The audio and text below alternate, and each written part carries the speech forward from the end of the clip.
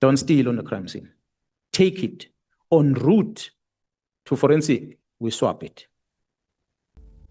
South Africans must know, you must know, that drugs in the main that are found in crime scene, me as a provincial commissioner, I cannot guarantee 100% that entire consignment that is found in a crime scene is the same consignment that lands at forensic. It's the same consignment that is destroyed. Firearms are found in crime scene. On register, they are destroyed, but the police find the same firearm in another crime scene. So if it can happen with guns, the likelihood is that it can happen with drugs. The belief, the intelligence we get is that the information at hand, the honorable members that are within the police committee can tell you, the police does not test 100% of the consignment we get in our forensic. We don't. Major General Feroz Khan, the former head of crime intelligence, specifically counter and security intelligence, has been heavily implicated in serious allegations regarding interference, corruption, and potential cover-ups connected to the high-profile July 2021 Aeroton drug bust in Johannesburg. The details regarding his alleged involvement extensively scrutinized before the Madlanga Commission of Inquiry include the following key aspects. Testimony presented to the Madlanga Commission by various police officials, including Hawks investigators and tactical unit members, placed Major General Khan at the Aeroton warehouse seen shortly after the initial multi-million rand cocaine seizure, 751 kg valued at hundreds of millions of rands. Witnesses testified that Khan's active presence and involvement in operational matters outside his typical mandate raised red flags, with investigators alleging it amounted to an obstruction of justice or an attempt to frustrate a successful investigation. Allegations of drug theft and missing bricks, corridor rumors, and ownership. Several witnesses, including Warrant Officer Steve Pakula, testified that widespread rumors within the South African Police Service, SAPS, claimed the massive cocaine consignment actually belonged to Khan. When Pakula directly confronted Khan about these rumors, Khan reportedly just laughed. Evidence brought before the commission indicated that parts of the seized drug consignment were diverted spending time at the Pretoria West Training College rather than going straight to the forensic science laboratory, and that a substantial number of cocaine bricks, over 100, went missing from the recorded quantity. And the evidence before the Madlanga Commission is 541 bags of cocaine were seized, but on the message that General Khan sent to Advocate Andrea Johnson, he revealed the blocks of cocaine were more than 541 bags. And for that purpose, I would like to refer you to page 3222 of file 8.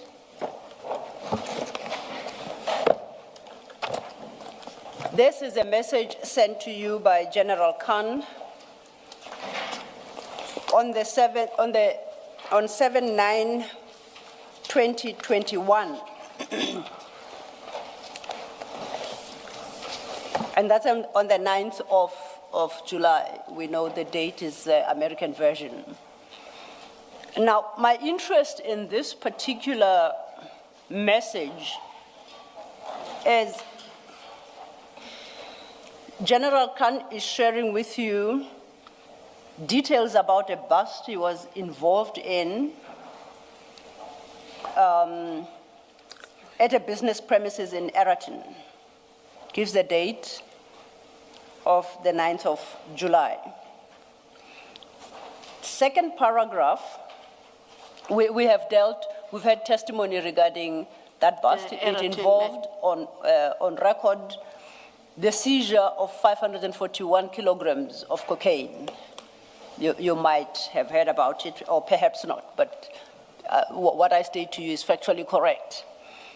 I'm interested in what General Khan says to you at midway the second paragraph.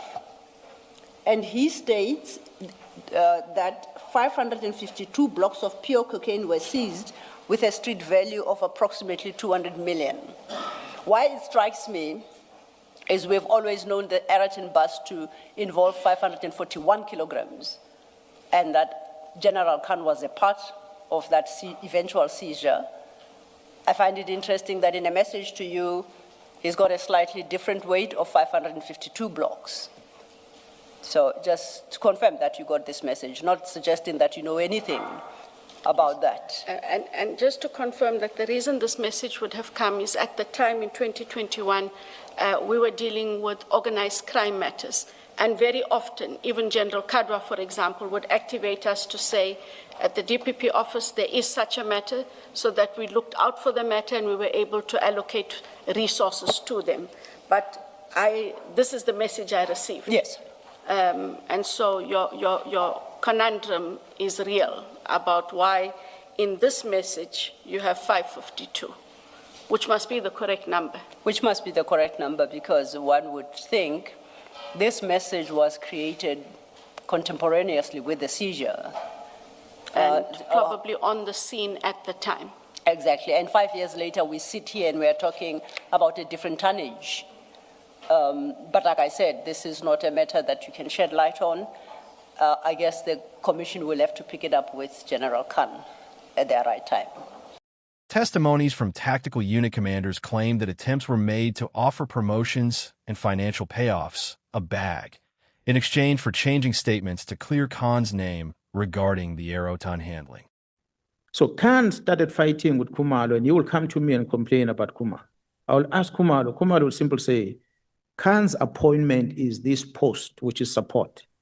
The only thing I'm asking him to do is to go back to his post. He doesn't want to, because Gerald Jacobs had moved him, or before that, he had moved him away from there to counterintelligence. Counterintelligence is where activities are happening. And he wants to stay there because that's where the investigation of these hijacking, kidnappings, drugs are happening. So he wants to be there. But the fight with Khumalo is only about the position. That he doesn't want to be here, he wants to be there. So Khan remains a person that causes a lot of issues to date at crime intelligence. In the past, it was not him. There were many others. But at this present moment, it is him, the key player. And we believe it is Khan that influenced IDAC to behave in the manner they behave. Yes, others might have come in. For your information, at one stage, Khan, if I'm not mistaken, no, not Khan, someone presented here that Atis Mokhoti, who said, I had myself and Gerald Khumalo facilitated a tender for one company in KZN to be issued tender, and that is Magma Security. That's when I realized, after reading that, and I said, okay, now it's clear. Mokhoti is just an information peddler. He gets told by Kat about our meeting, but he thinks the meeting is in the Provincial Commissioner's house. He doesn't know where the meeting is. He claimed to have been following Matlala for that. He hears things about this, he claims it's his. He hears things about Thabo Bester, for instance. He claimed he was part of the Thabo Bester. So he claims a lot of things, Mokhoti. One of the things he claims is this one of Magma Security. Then when I saw that, beside me having received WhatsApp messages from Mokhoti on discussions of crime intelligence, that only person within crime intelligence can share that, Mokhoti writing to me and say, Khan is going to update me. It became clear that Khan is a big player in crime intelligence. Now I know him and the Inspector General are very tight. Now come Khan here, I was talking about the issue of Magma Security as an example. I'm going to wrap up quickly.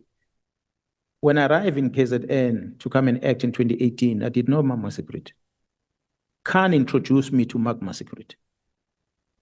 And when I met with Magma Security, and he was breaking about what they're doing, that they are helping with CIT cases and many other cases in the country.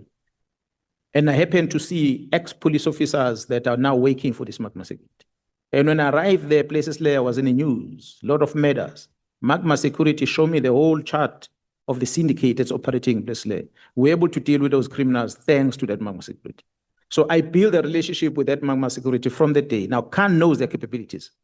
He knows what they're capable of doing. So he, I believe, thinks that a lot of things maybe that are happening are assisted by Magma Security. They are a good team. I must say, sometimes they provide information more than what I get from intelligence. And being a private sector, it is Khan that is introducing. So in intelligence, on almost everything happening in their intelligence, Khan is in a center. So I was trying to indicate that regulations are changed. It's Khan.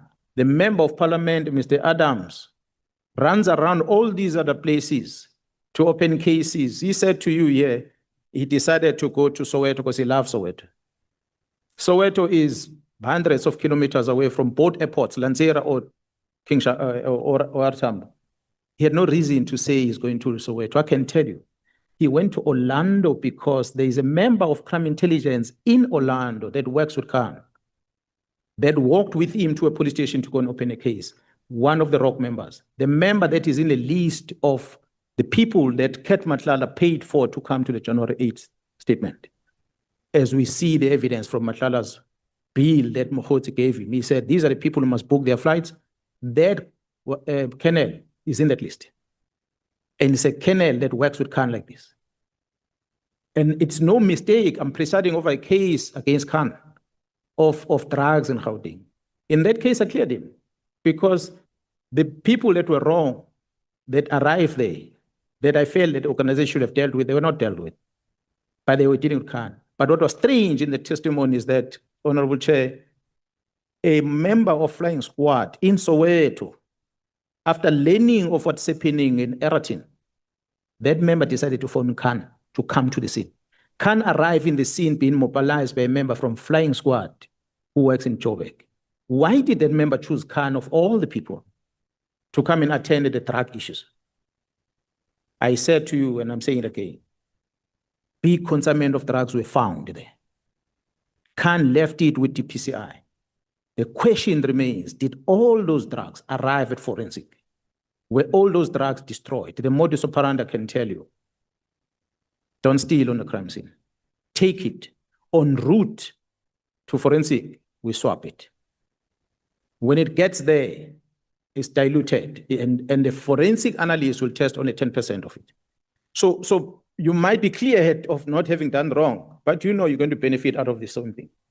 So in all what is happening that we see nowadays, honorable members, information lending with the honorable members from crime intelligence, it comes from that office that still has General Khan in the mix.